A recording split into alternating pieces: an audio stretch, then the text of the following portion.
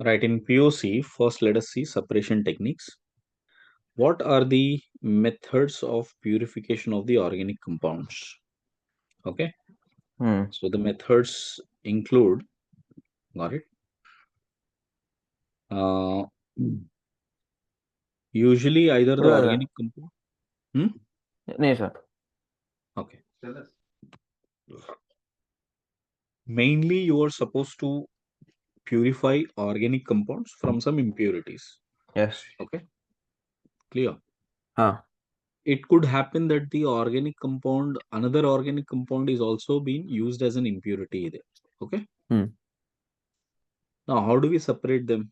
You can separate them by these five methods: sublimation, crystallization, distillation, solvent extraction, and chromatography. Hmm. Okay. Now, most of the pure compounds contain sharp melting and boiling point. Most of the pure compounds. This is the assumption with which we are going. Clear? Yeah. So suppose if I take sublimation for instance, if the process of conversion of any sublimate of solid to vapor state directly by heating without passing through liquid state is called sublimation, right? And Hmm. this method is used mainly for purification of solids. And sublimation is used for separation of sublimate volatile compounds from non-sublimate impurities. Hmm. Now, this is what you need to remember, okay? As much as exam's point of view, if you ask me, first, what are the examples that are being used? That's it. Purification of camphor, naphthalene, anthracene, benzoic acid, phthalic anhydride, anthraquinone, indigo, iodine, HCl, HgCl, and solid Hmm. SO3. These are all the Hmm. compounds which usually directly form sublimates. Okay, Yeah. directly form sublimates, and from there Yes. you can remove out the impurities will remain. Okay, Hmm. examples are important, Arush. Okay, that is what you need to Yeah. do. Next, crystallization. It is used for purification of solid organic compounds. Crystallization is based on a difference. This is important line. Based on Hmm. difference in solubility of compounds and impurities in suitable solvent. Hmm. Okay, how much is the difference in solubilities is most important then. Now, the principle involves impure compound dissolve into a solvent in sparingly soluble at low temperature, but Hmm. appreciably soluble at high temperature. So insoluble impurities are separated by the filtration. Okay, Hmm. and the filtrate on cooling saturated solution, pure compound crystallizes out. Okay, Yeah. what is the assumption here? That the compound which you need to purify, that should get dissolved more easily in a particular solvent. Hmm? Yeah. Maybe to increase the dissolution, we'll start increasing the temperature. But the Hmm. impurities will always remain as a residue. They will not get dissolved. Okay? Hmm. So then after filtration, the liquid solution which you will get, if you try to crystallize it, the Hmm. solid part which you will get will be a pure compound which you want to separate out. Clear? Yeah. So if a compound is highly soluble in one solvent and too little soluble in other solvent, then the crystallize is carried out by mixing of these two solvents. समझ गए? Hmm? Yeah. Now, impurities which impart color are removed by adsorbing over activated charcoal. Okay. So imagine if you have impurities in which there are colors observed. So it will become difficult to visualize whether the solute, the compound which you want to crystallize is getting dissolved or not. Hmm? Hmm. To ensure that what you do, we will try to add an activated charcoal. So activated charcoal will absorb all the impurities and remove out the color. Hmm. Yes. Now, repeated crystallization is required if organic compound contains impurities of comparable solubility. Okay, Yeah. clear. Yes. And if the difference is greater than or equal to 30 degrees, then you might need to repeat it a bit. Clear? Understood? हाँ. And try to remove it. Now, see the process of separation of different compounds of mixture by repeated crystallization is called fractional crystallization. Okay. Hmm.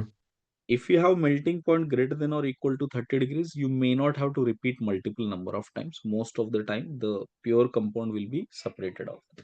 But Hmm. if it is less than 25 degrees, you might need to do it multiple number of times. That repeated forms are called as fractional crystallization.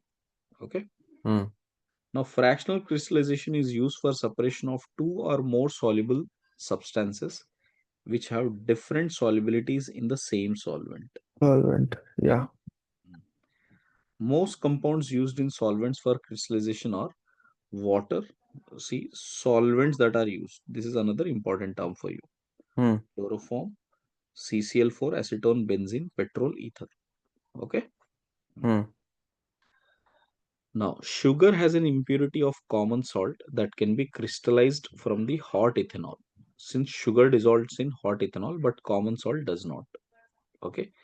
So, Hmm. fractional crystallization can be used to separate into it is used to separate mixture of KClO3, which is less soluble, and KCl, which is more soluble. Done. Yeah. So examples are, one is sugar, Hmm. the other one being KClO3 and KCl. Hmm? Hmm. Next is distillation. See, there are many types of distillations. Now, first of all, why distillation is being used? It is to separate out the volatile liquids from a non-volatile impurities. Okay. Hmm. Second, liquids have sufficient difference in the boiling point. These two types of phenomena can be these two types of problems can be addressed by using different types of distillations. Okay. Now Yeah. let's see how it can be done. First is simple distillation. Now this process is used for purification of liquids which does not undergo decomposition at boiling point. Hmm? Hmm. Got it? Yes. It should not get decomposed as you start heating closer towards its boiling point. Okay. Hmm. The vaporization of liquid by heating and subsequent condensation of vapors by cooling, this is called as distillation. Hmm.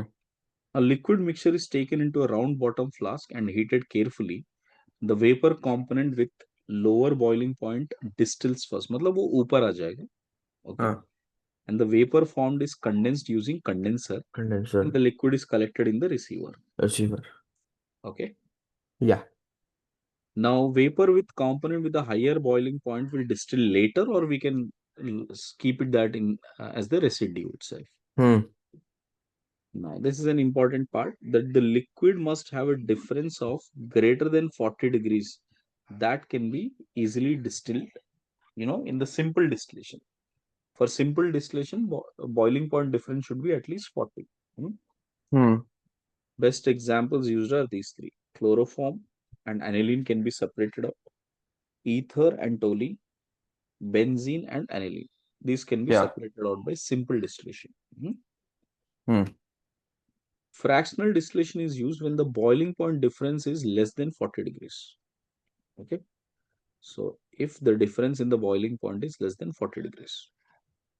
Okay. Yeah. Now here what we do, what we take is that in that column where the vapors are moving up the distillation column, in that column we'll start making some fractions. That means we'll have some, you know, trace.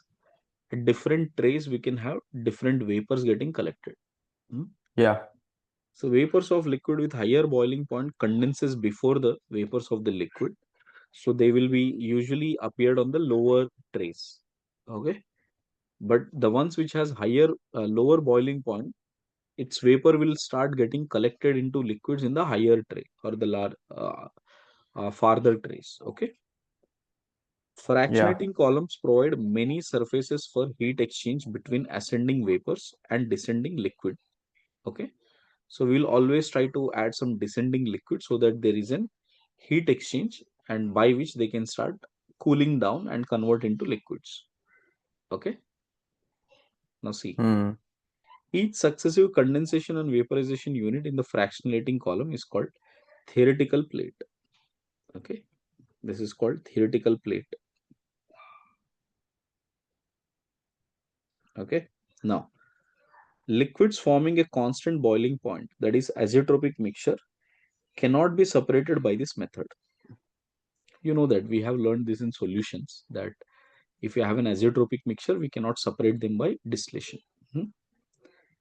Now, fractional distillation is, used to separate different fractions of crude oil in petroleum industry, and this method is used for separation of mixture of, this is important, separation of mixture of acetone and methyl alcohol.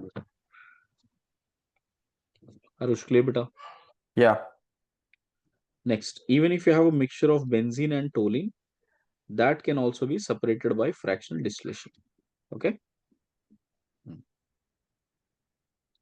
Any doubt in fractional distillation? Let me know.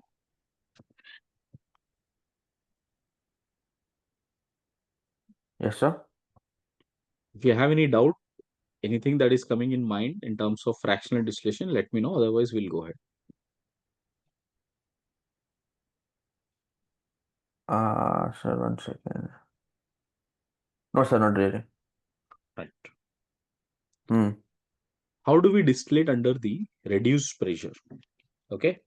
See, Hmm. this is usually done for liquids having very high boiling point. This is to purify liquids having very high boiling point, like glycerol, Hmm. for example. Okay. Hmm. Now, and also they will decompose at their below their boiling point. Okay. Hmm. Yeah. So what they will do, we will try to make them boil at a much lower temperature compared to their normal boiling point by reducing the pressure outside. Okay. Yeah. And that can be done by using a vacuum pump. Okay. Hmm. So outside atmospheric pressure, which is supposed to be 1 atm, we'll try to reduce that. Due to reduction, the Yeah. boiling happens much faster at a lower temperature. Hmm. Hmm. So glycerine, peroxide, formaldehyde, these are purified by vacuum distillation. And glycerol can be separated from spent lye. Spent lye is a what do you say, uh, column, okay, in soap industry by using vacuum distillation. Got it? Hmm. Hmm. Sugarcane juice is concentrated in sugar industry by evaporating under the reduced pressure, which saves a lot of fuel. Okay, so this way water Hmm. can be removed out. Clear, beta? Yeah. Yes. Done. Reduced pressure is clear. Next is Yes. steam distillation. Now, this method is typically used, both for solids and liquids. But what are the conditions? First, they must be steam volatile, which means it should mix with the steam easily and try to evaporate as a volatile solution. Okay. Second, if they are insoluble in water. Okay. Steam distillation Yeah. method, if they are insoluble in water. Third, if they process high vapor pressure, uh, uh, in case if you have a high vapor pressure, if they have, that becomes easier for them to evaporate. Okay. Next, it contains non-volatile impurities. Okay. Yeah. Simple. Now, this fundamental is based on Dalton's law of partial pressure. That is, the total pressure is equal to sum of partial pressures, right? And the total pressure has to be atmospheric pressure. P1 being the partial pressure of the organic liquid, which is volatile. P2 being the vapor pressure of water itself. Hmm. Okay. Now, if you have only aniline with some impurities, you can remove out by steam distillation. Nitrobenzene, bromobenzene, orthonitrophenol, Yeah. O-hydroxybenzaldehyde, which is salicylaldehyde, O-hydroxy acetophenol, turpentine oil, and essential oils. These all can be steam distillated and impurities can be left behind. Hmm. Okay, beta. Yeah.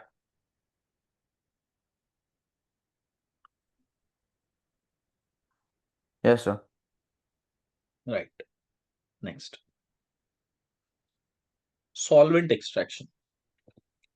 This process of isolating an organic compound from its aqueous solution by shaking with a suitable solvent is called differential extraction. Okay. Typically in differential extraction, we'll have a flask like this. Got it? Hmm. Some kind of a round bottom, and then we'll have an outlet here like this. Okay. Here Yeah. you close it here, then you add organic liquid which might have aqueous solution. I mean, that is mixed with an aqueous solution here. And now your idea is to separate it out, correct? So Yeah. what you do on top of this aqueous liquid solution, you add the organic solvent, hmm, Hmm. and then you shake it. After shaking it, what happens? Whatever the organic part which is present in this one, right? जो भी organic part होगा, that will start slowly coming up and mixing with the organic solvent, leaving Hmm. behind water. Okay, Yeah. because it is less soluble in water and more soluble in organic solvent. Okay, ठीक है? So this way Hmm. water can be separated out easily. Clear beta? Yeah. Notice here, important part. If organic compound is less soluble in organic solvent, then the large quantity of solvent is required to extract small quantity of compound. Okay, Hmm. and this is called as continuous extraction, because just at one instance we cannot get it. We have to do it continuous extraction. Okay, next, benzoic acid can be extracted from the aqueous solution into benzene as a solvent. This is an important example. And ether is a better solvent in differential extraction due to its less polarity, less reactivity, less boiling point, and higher solubility. Done. Yes, sir. These are mainly the separation processes which you need to learn. Okay. Next, if at all I want to separate them by chemical methods, hmm, Hmm. here separation is very limited for certain compounds only. Suppose if you have acidic and basic compounds of coal tar, okay, that can be done. Yeah. Second, if you only want to separate out what do you say, acetylene from an impure form, so react with ammonical cuprous chloride, it will convert into a red color ppt like this, and thereafter again you do use dilute HCl, you will get the pure form of acetylene. Okay. Yeah.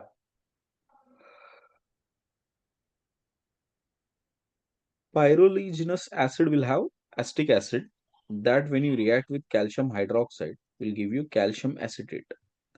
Calcium acetate is a dissolved form, and that when you add it with concentrated HCl, again you will be able to get it into a liquid solution here. Correct? Hmm. Right. This is done. Next, if you want to separate methanol from different products like acetic acid and ketones, then you use oxalic acid. So then we will get methyl oxalate, a crystalline form. You will get it as methyl oxalate as a crystalline form. And once you separate those crystals away and add it to NaOH, you will get pure form of methanol. Hmm.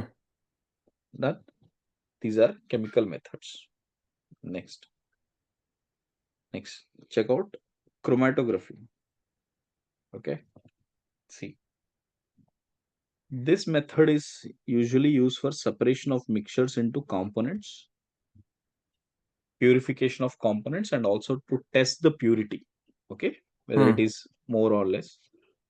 Uh, I mean, whether it is enough purified or not, that can also be tested.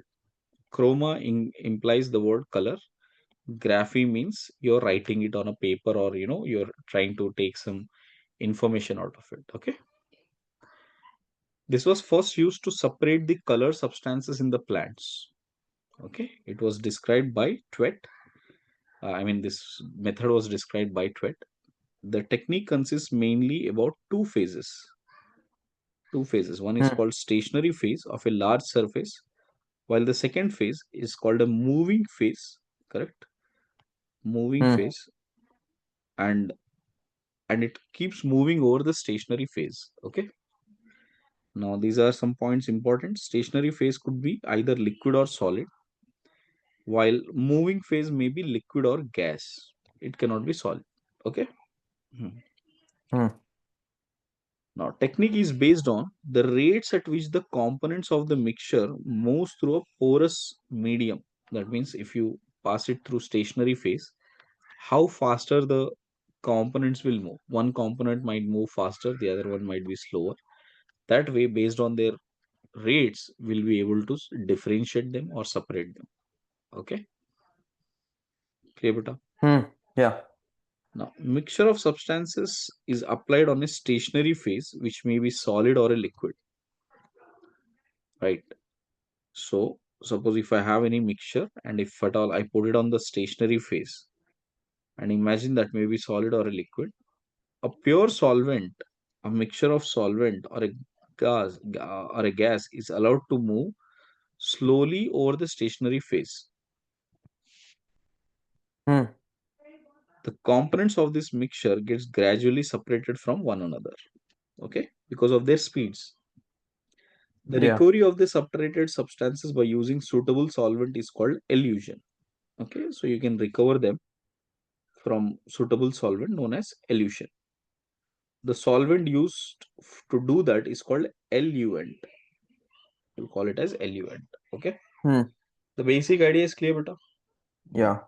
Now, see, chromatography process, right? There are so many different types. Out of that, we have the four types. First four types are there for us in the syllabus. Correct? These four Yeah. types are there for our in our syllabus. First, adsorption chromatography. See, column chromatography is a kind of adsorption chromatography. Okay. In adsorption chromatography, solid phase, stationary phase is a solid and the mobile phase is a liquid. Okay. Hmm. And liquid partition chromatography. Okay. Here, Yeah. liquid phase is, stationary phase is liquid, mobile phase is liquid. Yeah. Next, paper chromatography. Yes. Both should be liquid. Stationary phase is liquid, mobile phase is liquid. Hmm. Okay. Next, thin layer chromatography. Thin layer chromatography is either liquid or solid, stationary phase, but mobile phase is liquid. Got it? Hmm. Other form of chromatography are usually not asked for us. Okay, only the first four you need to understand. Hmm? Yeah. Now, see, there are two types of chromatographies. Out of all of these seven can be categorized into any of these two types. Starting with adsorption chromatography. Hmm? See, Hmm. adsorption chromatography is based on the fact that different components are absorbed on a adsorbent to different degrees. Got it? Okay. Now I'll do one thing. Hmm. I'll just show you the images also so that you get some idea. See, usually in adsorption chromatography, we will have a column here. Column में बहुत सारे adsorbent रखते हैं. Okay, like Al2O3, silica, right? These are the adsorbent which you keep, and then Yeah. you start adding a solvent. Hmm? Hmm. एक continuous solvent इसके अंदर जा रहा है. करेक्ट, इसमें Yes. कंटिन्यूस सॉल्वेंट जा रहा है. अब ये सॉल्वेंट में आपने ऐड कर दिया, सॉल्वेंट के साथ में ऐड कर दिया some organic compound, organic mixture. Correct. Hmm. As this organic mixture start moving around, right, then you will see कुछ ऑर्गेनिक कंपाउंड जो रहेगा वो ऊपर रहेगा. ओके, कुछ सेपरेट होके नीचे तक चला जाएगा, कुछ और ज्यादा नीचे तक चला जाएगा. Okay, may be like this. Hmm. ठीक है. Now the ones which has moved almost at the bottom, right, that will have affinity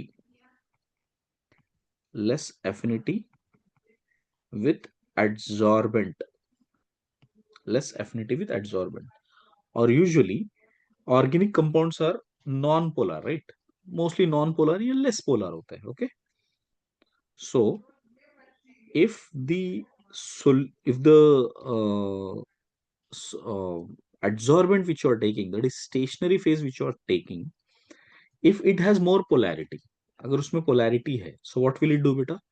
It will have less affinity. If it has less affinity, which means you will have more uh, you know polar nature in the stationary phase and non-polar nature in the moving phase, correct? There are two phases, right? एक moving phase है और एक stationary phase है. But if I say that ये वाला देखो slowly move हो रहा है, इसका मतलब क्या है? It has more affinity with, correct, this has more affinity with the adsorbent. Clear बेटा? इसका मतलब this might have more polar character. समझ में आया? Okay okay? यस. जिसका पोलर कैरेक्टर ज्यादा होगा वो कहां पर होगा बेटा? ऊपर की तरफ होगा. जिसका पोलर कैरेक्टर कम होगा या नॉन पोलर होगा वो सबसे पहले नीचे आ जाएगा. समझ रहे हो अभी? बस ये पॉइंट समझने के लिए मैं बता रहा हूँ. Okay, right. So now notice this one. Adsorption chromatography is based on the fact that different compounds are adsorbent to different level. Commonly used adsorbent. Okay, this is an important line. Silica gel, aluminum, magnesium oxide, cellulose powder, activated animal charcoal.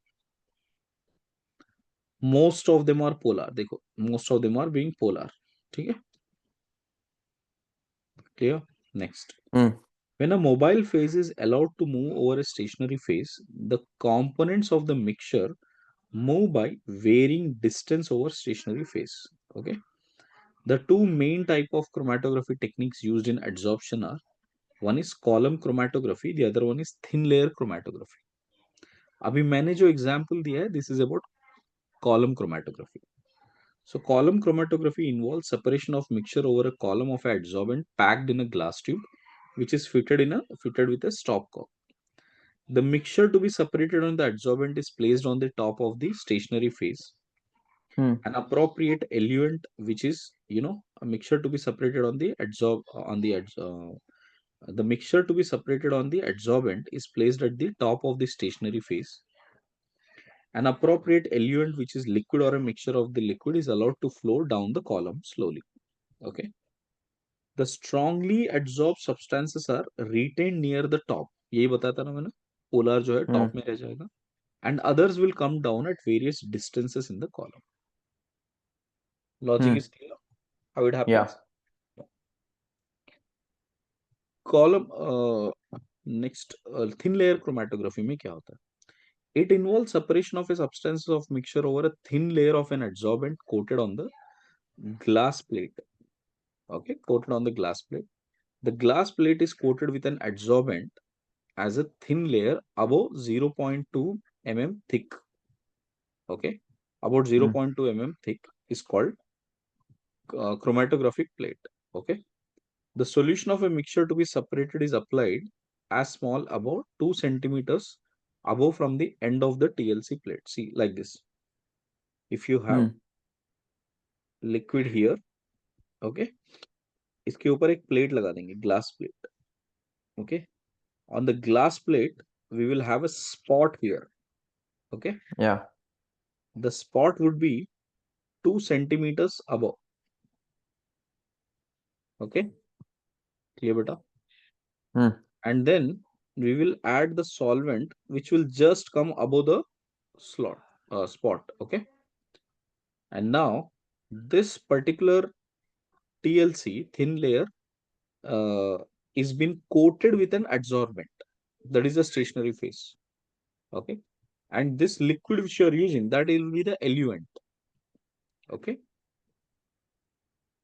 Yeah. that will start moving on the surface of the stationary phase. इसके ऊपर move करने लगेगा ऐसा. Okay, so what happens while moving, with in this spot, इस spot में organic compound होगा, या you are either separating two organic compounds और you are separating organic compound with a impure substance, correct? Let's say you are separating two organic compounds, so it might happen that one might come here and the other might come here. ठीक है बेटा, दोनों organic Yeah. Compound separate हो गए, clear? Hmm. But eluent should be use such a way that eluent जो है वो maximum इतना दूर तक जा रहा है, ठीक है? Eluent is something which is moving up, got it? तो इमेजिन करो Yeah. ये एल्यूएंट है, वो पूरा ऊपर तक जा रहा है, यहां तक जा रहा है, correct? Hmm. Eluent is that moving phase one, ठीक है? सो मूविंग फेज वाला Yeah. यहां तक जा रहा है ना, तो ये वाला लाइन नोट कर लेते हैं, ठीक है? Hmm. ये बेटा, अब ये Yeah. लेंथ मेजर करना इंपॉर्टेंट है अपने लिए, ठीक है? ये जो Ah. लेंथ है, this is the maximum length which solvent can move, correct? So this we usually call it as y, okay? Yeah. And ये जो लेंथ है, फर्स्ट वाला, आई मीन इसके बीच में जो लेंथ है, यहां से यहां तक, let us call this as x1. अब यहां से यहां तक if you notice that, that will be x2, clear बेटा? Yeah. Then rf is the way to identify कि कौन कितना दूर तक जा रहा है. It is called retardation factor, correct? Ah. Retardation factor of let's say solvent one है, I mean sorry separation organic compound one है, then it is going to be x1 by y, and retardation factor of solvent organic compound 2 will be x2 by y. ये इस तरह से Yeah. Find करना है ना, okay बेटा? Hmm. Clear? So Yeah. Now read it out. Here it is been given, here it is been written that already, okay? कहां से कहां तक जा रहा Yes. है? The glass plate is placed in a container containing the eluent. Eluent rises up. The component of the mixture moves up, allow the eluent to different distances. The relative Hmm. adsorbent of each component of the mixture is expressed in terms of retardation factor. Hmm? Hmm. Retardation factor is x by z, x by y और z by y. ये वाला factor z है, तो दूसरा वाला factor x है, right? Hmm. The spot of the color compounds are visible on the TLC plate due to its original color. The colorless compound which the fluorescence are detected using the UV light. Hmm. Spots are uh, spots of compounds are even detected by allowing them to absorb iodine, which will show brown spots. Sometimes an appropriate reagent is sprayed on the plate. Usually ninhydrin use करते हैं, ये important है. Especially Hmm. for proteins we use this. Okay, amino acids are Yeah. detected by spraying ninhydrin. Okay, Yeah. done. Yes. Right. Next, this is about adsorption chromatography. Next one is a partition chromatography. Partition chromatography is based on this one important lines, based on continuous differential partition of components of mixture between stationary and mobile phases. Hmm. Okay, Yeah. paper chromato is one of the kinds. Paper chromatography is one of the kinds which is of partition chromatography. See, a special quality known as the chromatography paper is used here. Okay, usually Hmm. cellulose will help that support, and water absorb from air or to hydroxyl group of cellulose acts as the stationary phase. Okay, on that वो cellulose खुद stationary phase नहीं होता है, but cellulose के ऊपर जो water accumulate हो जाता है, that will act like a stationary phase. Okay, Hmm. the chromatography paper spotted with the solution of mixture at the base is suspended in a suitable solvent or mixture of solvents. This solvent Hmm. act like a mobile phase. Okay, Yeah. solvent rises up of the paper by capillary effect and floats and flows over the spot. That will again happen just like TLC now. Just that TLC और इसमें difference क्या है? There the stationary phase was something which is a pasted on TLC. Here cellulose is been present, but that is not a stationary phase. Hmm. The moisture which is present on the cellulose will act like the stationary phase. Okay, that's the Yeah. difference, right? Now, the paper selected retains different components according to their different partition into phases. The phase strip so developed is called chromatograph. The spots Hmm. of the separated color compounds are visible at different heights from the position of the initial spot on the chromatograph. Okay. The Yeah. spots of the separated colors compounds may be observed either under ultraviolet or the use of appropriate spraying agent. Hmm. Alright. That's it. ये चीजें आपको पता होनी चाहिए. Other, Hmm. this is an additional information कि कहाँ पे chromatography use होता है. Okay, just read it and learn it. But mainly you got to emphasize on what is adsorption chromatography, what is a partition chromatography. Yeah. Within that, what are the types? Like common column chromatography as well as TLC are under adsorption chromatography. Hmm. Paper chromatography is under partition chromatography. Yes. Yeah. Okay, beta. Okay. Now let's go through the qualitative analysis of organic compound. Hmm? Hmm. This is for detection of the elements. We are not measuring anything, we are only detecting the elements here. Okay. Hmm. First, detection of carbon and hydrogen. See, carbon and hydrogen can be detected by heating the compound with cupric oxide. Okay. Carbon present in the compound is oxidized to carbon dioxide, right? And this carbon dioxide will turn, lime water milky, which shows the presence of carbon. Okay. Hydrogen's presence can be observed that whatever the hydrogen which is present in the hydrocarbon, it will convert into H2O. Copper will get reduced to Cu. Yeah. Okay. And if you take anhydrous copper sulfate, which is white color, as soon as this moisture which is released will be absorbed here, it will start turning into blue color. Hmm. Okay, beta. This is Yeah. showing the presence of copper and hydrogen. Sorry, carbon and hydrogen. Next.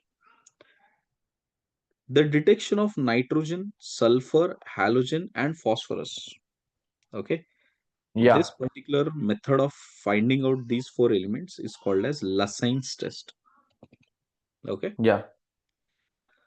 Now what we do, we take the organic compound which have any of these four or all of them and fuse with dry sodium in a fusion tube. Okay. Yeah. Fusion tube एक thin glass tube होता है बेटा. Okay. जो Hmm. पूरा melt हो जाएगा, almost break हो जाएगा along with sodium. Dry sodium डाल के उसमें ब्रेक कर देंगे. एक पूरा ब्रेक करते करते उसको एक ऑर्गेनिक सॉल्वेंट में डाल देंगे. Got it. Hmm. और वो जो फ्यूज्ड मास है उसको थोड़ा हीट करेंगे. After that we add some boil and water and boil, then filtrate कर देंगे उसको. And in the filtrate, what you will have is called as the sodium fusion extract. Okay, clear beta? Hmm. The filtrate is what we call it as sodium fusion extract. Okay. Yes. Now, during preparation of sodium fusion extract, covalent compounds are all converted into ionic compounds. Okay, like this. Yes. Carbon nitrogen के बीच में कोई covalent bond था, may be something like amines और amides. Now, after adding with sodium and adding it with the fusion tube and then heating, everything will convert into, I mean, the solution will convert having Na plus and Cn minus ions. Okay. Hmm. If sulfur is present along with the carbon, then you will get this as Na2S. If halogen is present, it will become NaX. And these are all ionic compounds. Clear? Yeah. So the objective is to convert the covalent form of carbon and the other elements into ionic compounds. Okay. Now let's see how to test for nitrogen. Hmm? Sodium fusion extract is boiled with freshly prepared ferrous sulfate. If you take FeSO4, okay, then acidify that with concentrated sulfuric acid. When you add it with concentrated sulfuric acid, then you will see a formation of a Prussian blue color. And this Prussian blue color formation is confirming the presence of nitrogen. Hmm. Are you got this, beta? Yes, sir. Right. See how is this happening? NaCN, when you react with FeSO4, will first become FeCN twice plus Na2SO4. Okay. Clear? Yeah. And if we take FeCN twice plus 4 NaCN, that is, excess amount of NaCN, then it will convert into sodium hexacyanoferrate. Okay. Yeah. Now, what happens when you are heating this FeSO4 in the presence of concentrated sulfuric acid? Some amount of the iron plus 2 will get oxidized to iron plus 3. Hmm?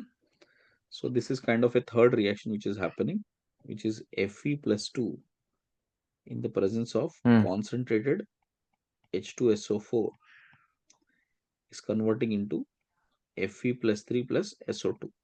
Okay, beta? Yeah.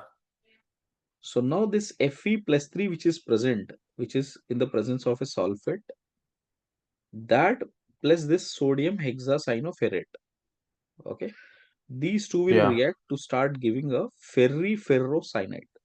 So this ferriferrocyanide is what is Prussian blue color. Okay. Yeah.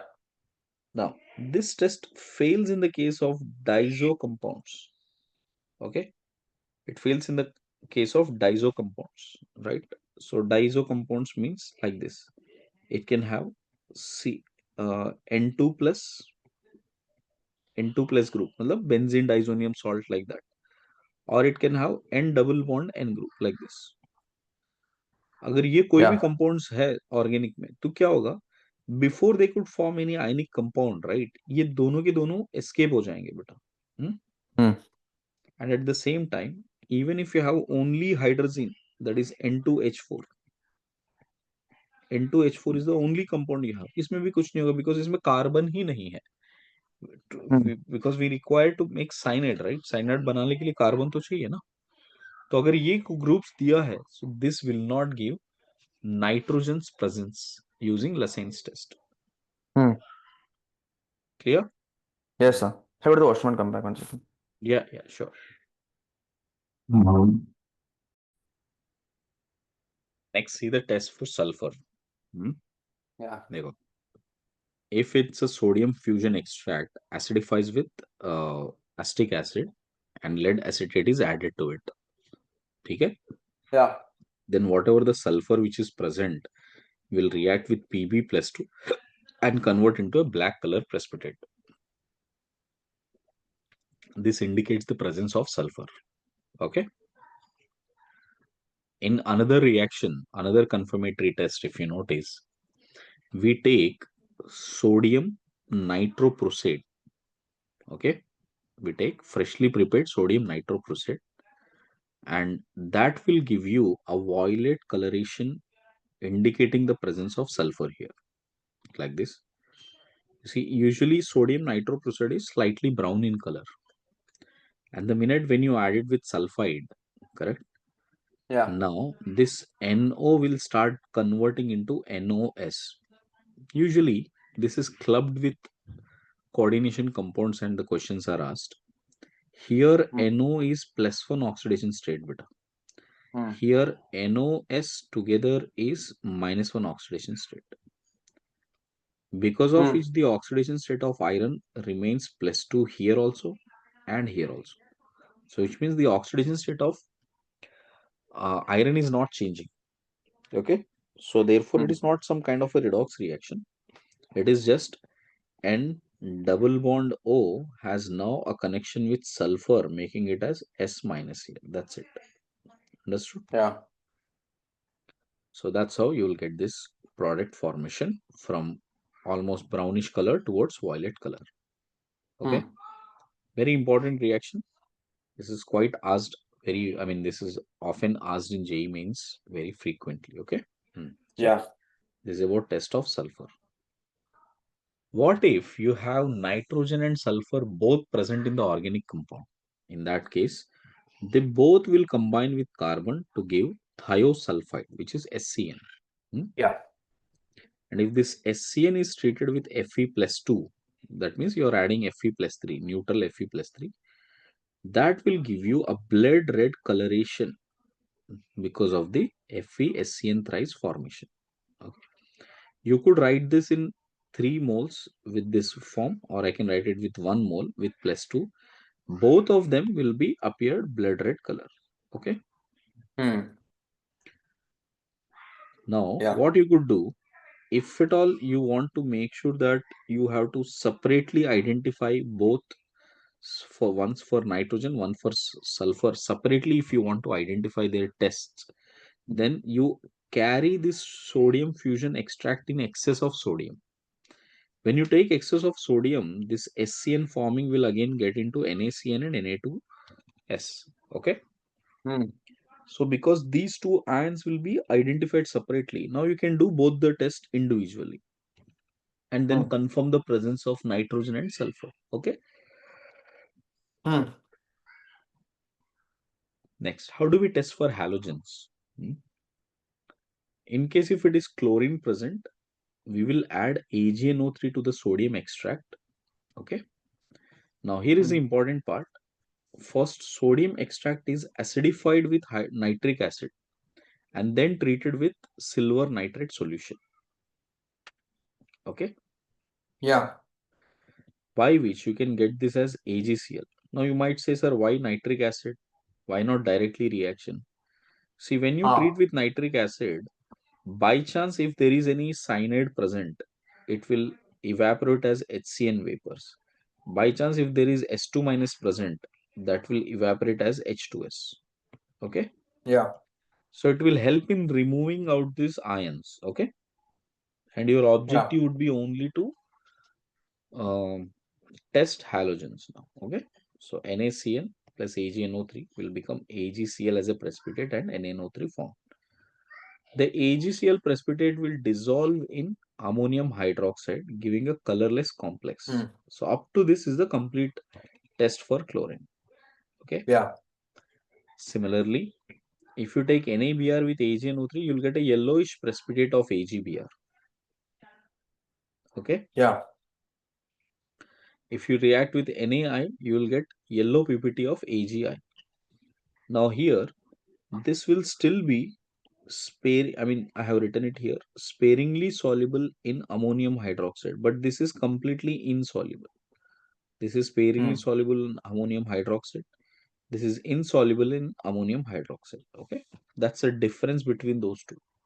Clear, beta? Yeah. Next. This I told you right now. Cyanide and sulfide can be removed out before starting with chlorine. Okay. See, another physical test can also be done, which is called Beilstein's test. Okay. Hmm. You can take a copper wire flattened at one end, heated in an oxidizing flame in a Bunsen burner. The Yeah. heating is continued till it does not impart any blue color flame. Now Hmm. the hot end of the copper wire is now touched with the organic substance and once again bring it to the flame. Now this time if the appearance of blue or green is present, that means there must be a halogen present in it. That is an indication कि यहाँ पे हाँ definitely there is some halogen present in that organic compound. Hmm. Okay. Yeah.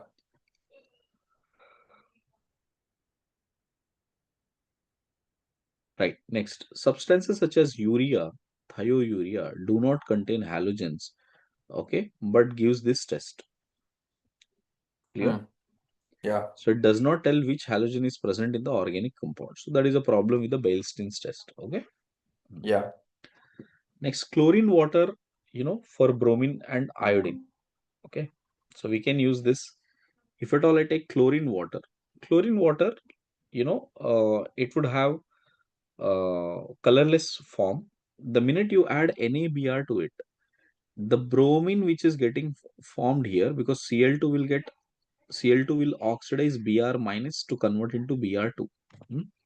Yeah. So as the Br2 is formed, that Br2 will appear yellowish to brown in the presence of Hmm. bromine here. Okay, clear? Hmm. While if you Yeah. do the same thing with iodine will also dissolve in CCl chloroform and CCl4, and that will start giving us violet coloration. So if Hmm. you see this brown coloration, it is bromine. If you see violet coloration, it is iodine. Okay. Yeah. Right. Next, what is the test for phosphorus now? Okay. For phosphorus, see, it is not directly forming an ionic uh, compound. Okay, Hmm. clear. So you can see the compound is oxidized. You can see the compound is oxidized with sodium peroxide or with fusion mixture. Okay, Hmm. fusion mixture is what? Fusion mixture is sodium carbonate and potassium carbonate mixture. Hmm? Hmm. And in fusion mixture, phosphorus present in the compound is oxidized to sodium phosphate. So any phosphorus present in the organic compound, that will convert into Na3PO4. Okay. Hmm. So either you take Na2O2, HNO3, or as well as sodium fusion. Then once you get Na3PO4, or you can get H3PO4, then what Yeah. happens? Once you get Na3PO4, you add it to HNO3, you convert that into H3PO4. Hmm? And Yeah. once you get H3PO4, you add it to ammonium molybdate. Ammonium molybdate is to be added. When you treat with ammonium molybdate, right, in the Hmm. presence of HNO3, this part will convert into a yellow color phosphorus. Okay.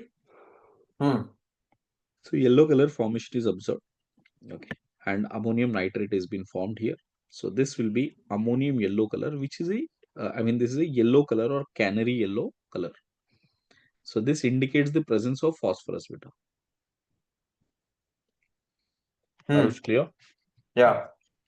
So this is about uh, Lassen's test. So identifying nitrogen, sulfur, halogens, and phosphorus.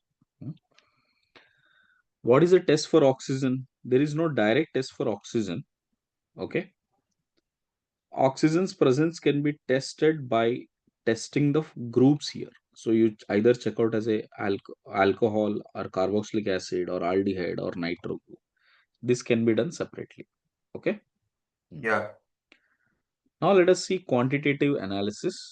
If at all you want to identify quantitatively how much every element is present here in an organic compound, then first to estimate carbon and hydrogen. Again, this particular combustion method is called Lebesgue combustion method. Okay. So Lebesgue combustion method, what we do, we the organic compound having carbon and hydrogen, that when you oxidize with O2, it will undergo combustion to carbon dioxide and H2O. Okay. Both of Hmm. them are weighed by absorbing in concentrated solution of potassium hydroxide and anhydrous calcium chloride. Okay. Hmm.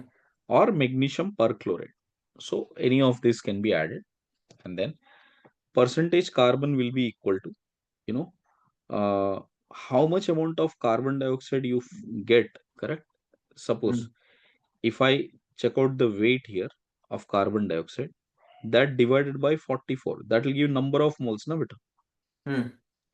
अब यहाँ पे देखो number of moles कितने हो जाएंगे. That number of moles of carbon dioxide will be same as number of moles of carbon because उतने सारे carbon present है, right? Hmm. So that into molar mass of carbon is how much? 12. So that's why 12 into weight of carbon dioxide divided by 44. This much you will get the weight of carbon, right? So that weight of carbon divided by weight of organic compound into 100. That will give you percentage carbon. Any doubt here? No sense.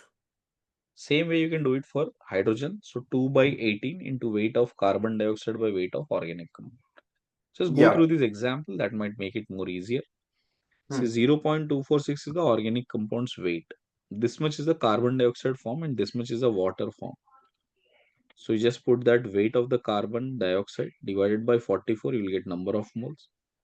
Number of moles into 12 will give you weight of carbon into 100 by 0.246, which is the weight of organic compound. So that gives you 22 percentage, and rest is, the other part of hydrogen is around 4.6 percentage. Okay. Hmm. How do we estimate nitrogen? See, nitrogen can be estimated by two methods, Dumas method and Geldahl's method. Okay. Yeah. First, what is Dumas method? See, if you have a hydrocarbon containing nitrogen and then you react that with CuO, okay, when you react that with CuO, what happens? Copper will get reduced, right? Copper will get reduced, carbon will get oxidized, hydrogen will get, water formation, and nitrogen will get oxidized to N2 gas. ठीक है बेटा? And by chance N2 is forming N2O or NO2 or N2O3. If these kind of oxides are forming because of the heat, again you have a copper mesh, right?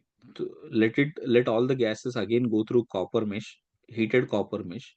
So again all the forms of nitrogen will convert into N2. Okay, beta? Because now the copper will get oxidized to CuO, and the N2O or NO2, all the nitrogens will get converted into nitrogen oxides will convert it into nitrogen. Okay. This is to ensure that none of the nitrogen is lost into any other form of nitrogen. Okay. Everything is converting into N2 only.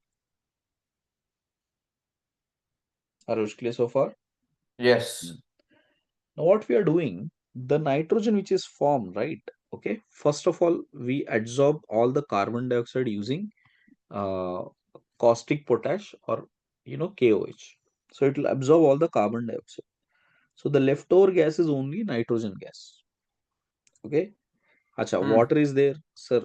Usually water can be easily liquidated, but if not, you can use copper, anhydrous copper sulfate. It will absorb all the moisture and convert into blue color complex. The leftover nitrogen is what we need to measure. So that particular gas, for that how much it is been measuring its pressure, or how much it is been measuring its volume in the nitrometer is what is been observed. Okay. And this nitrometer is kept at STP conditions. Clear? Yeah. So we can get what is the volume of the nitrogen gas which is absorbed at STP condition, that divided by 22400. That way you can get the volume of nitrogen collected in ml. Okay. Yeah. And that weight divided by this, it will give you number of moles. Got it? This will give you number of Yeah. moles of nitrogen. And that number of moles of nitrogen into 28, because it is N2, right? So into Yeah. 28 will make it mass of nitrogen present. So mass of nitrogen divided by weight of the organic compound into 100. So that gives you percentage nitrogen. Yes, beta, any doubt here? No, it's understood. Right. Okay. So that's how we can figure out what is the percentage nitrogen here. Okay. Yeah. I would suggest you quickly go through these two examples. Okay. Just to make sure that you are on the same page. Okay. I don't have to discuss this. Just take a minute's time and do it. Let's see what is Geldahl's method now. In this method, nitrogen compound is first converted into ammonia. The organic compound containing nitrogen is heated with sulfuric acid in the presence of K2SO4 and copper sulfate. Yeah. Then nitrogen present in the compound is converted into ammonia. In fact, ammonium sulfate. Okay. Yes. So K2SO4 increases the boiling point of H2SO4, and copper Yeah. sulfate act like a catalyst here. Okay. Huh. This statement was directly asked in JEE mains. So remember, what is the role of K2SO4 and copper sulfate? Once you get ammonium sulfate here, you add with excess of NaOH. On reacting with excess of NaOH, whatever the amount of ammonia it is present, everything will convert into ammonia. I mean, ammonium is present, it will convert into ammonia. Okay. And Yeah. ammonia evolved is absorbed is known, but excess volume of standard HCl or H2SO4 solution. Yeah. Okay. Which means if you have the excess amount of NaOH, that can be again separated out by HCl and H2SO4. Okay. Now Yeah. see, the acid which is left unreacted is estimated by titration against standard solution of sodium Hmm. hydroxide. Okay, Yeah. clear. So because ammonia evolved is absorbed in a known but excess volume of HCl or H2SO4, correct? So Hmm. whatever the absorbed ammonia is, that absorbed ammonia is again titrated with standard amount of sodium hydroxide solution. Okay. Hmm. Now from here, what do we get? That is how much is the normality and uh, volume which is being absorbed by HCl or H2SO4, that value, correct? Considering it Hmm. is exactly same as ammonia, that divided by weight of organic compound Hmm. divided by 1000, because this one is in milli equivalents. So that Ah. divided by 1000 here will make its equivalents. So those equivalents into nitrogen's equivalence Hmm. in ammonia. In ammonia it is 14. Clear? Yeah. So therefore, what 14 is the mass of nitrogen present, and this is the equivalence of ammonia, that divided by weight of organic compound into 100. So this is going to give us percentage of nitrogen. Okay. Hmm. Yeah. Now this method is relatively simpler than Dumas method. Okay. It is better to find the percentage of nitrogen in foodstuff, soil, fertilizers, and various agricultural products. Hmm. But where it is not applicable, see, it is difficult to get nitroso or nitro group, any azo group, any azoxy groups, and Hmm. nitrogen present with a pyridine or quinoline rings. Hmm. Okay, Yeah. because in this, converting all of that into nitrogen here becomes very difficult. Clear? So that's why it becomes very difficult to, you know, achieve that part. Understood, beta? Yes, sir. Mm, right. Now notice how the questions are framed here. In Geldahl's method, right, ammonia evolved from zero point 0.5 grams of organic compound neutralizes this much. Calculate the percentage amount of nitrogen in the compound. So Hmm. directly the amount is given, na beta? 10 ml of Yeah. 1 molar H2SO4. So you don't have to worry about it. The same number of equivalents will be present for ammonia. Hmm? Hmm. So therefore, 1000 moles of 1 molar ammonia contains 14 grams. So 14 into 20 by 1000, which is the equivalents into 14. This is the mass of nitrogen present. That into 100 divided by zero point 0.5. So which give percentage nitrogen as 56. Hmm? Hmm. Here, in a Geldahl's estimation, the ammonia obtained from zero point 0.5 grams of an organic compound was passed through 100 ml of M by 10 H2SO4. The Hmm. excess of acid used, right? Yeah, used 154 centimeter cube of M by 10 NaOH for Hmm. neutralization. Hmm. Yes, sir. Clear? Right. Now see, what is a milli equivalents taken? Milli equivalents of H2SO4 taken will be equal to its basicity uh, volume into molarity. So that Hmm. is 1 by 10 into 2 into 100 as per the given data, which is 20. But Hmm. all is it all 20 used for extracting ammonia? No, right? There was some excess amount, and that was used for titrating with NaOH. So how much is the milli equivalents of NaOH? 15.4. See, 154 into 1 by 10. So 15.4 milli equivalents. So out of 20 milli equivalents, 15.4 milli equivalents were used for excess amount of H2SO4 to be titrated with NaOH. The rest amount has to be the amount which is used for absorbing ammonia. Clear, beta? Yeah. So therefore, percentage ammonia will be 1.4 into milli equivalents of H2SO4 used, which is 4.6, correct? divided by weight of organic compound, which is 0.5.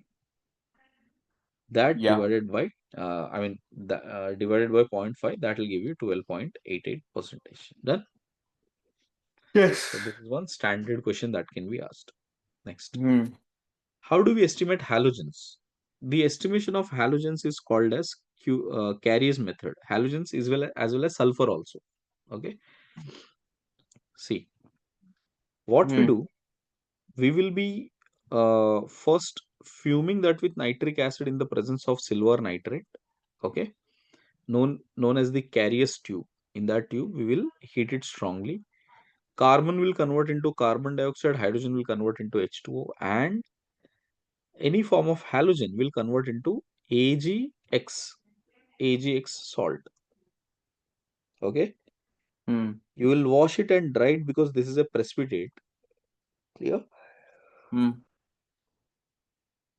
Yeah. And then you calculate the weight of that silver halogen form, and that weight divided by its molar mass will give you number of moles, and that number of moles into atomic weight of the halogen will give you mass of halogen, and that divided by weight of organic compound into 100 will give you percentage amount of halogen. Okay, I don't so you know. see, Yeah. clear beta. Hmm? Yes. So you see percentage chlorine will be 35.5 divided by molar mass of AgCl is 143.5, and this multiplied by weight of AgCl by weight of organic compound into 100. Tiene ahí uno. Hmm? Sorry, sí, sorry. No sé, second. Hmm.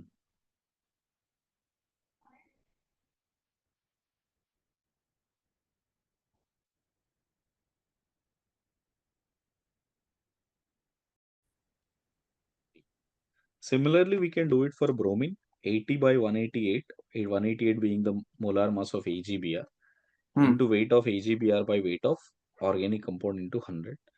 127, which is the atomic weight of iodine, by molar mass of AgI, which is 235, that into weight of AgI formed by weight of orange compound. Hmm. Finished? Right. Yeah. So you can see these are some examples of Carrier's method. Now notice how the Carrier's tube can be used for sulfur also. See, here is an interesting part. The Huh. weight of organic compound is first heated in Carrier's tube with sodium peroxide or fuming nitric acid. Any one of them you need to take. What happens? Whatever the sulfur which is present is getting oxidized into sulfuric acid. Hmm. Everything will convert into H2SO4. Yeah. And that when you treat with barium chloride, it will form a precipitate, a white color PPT of barium sulfate. Okay. So you can see atomic weight of sulfur, Hmm. that divided by multiplied by number of moles. How do you get number of moles? Weight of barium sulfate by molecular weight of barium sulfate. So this is number of moles. Okay. So this number of moles into weight of sulfur, atomic weight of sulfur, divided by weight Hmm. of organic compound into 100. That will give you Yeah. percentage sulfur. Got it? Yeah.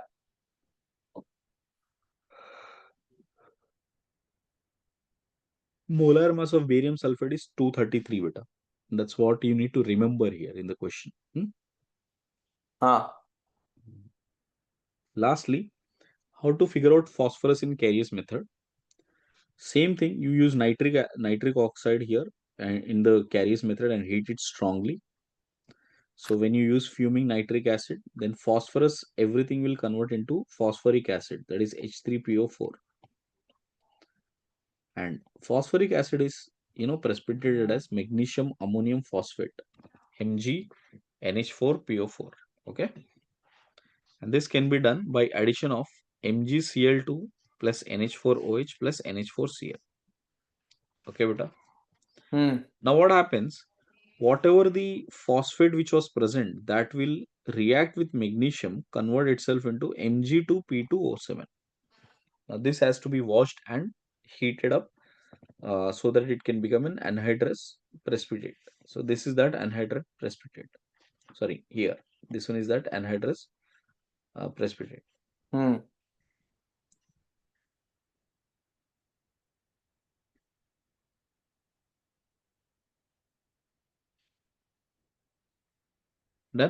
Now, notice what is the weight of magnesium, uh, phosphorus, magnesium pyrophosphate. The weight of that is 222 beta. Okay, Hmm.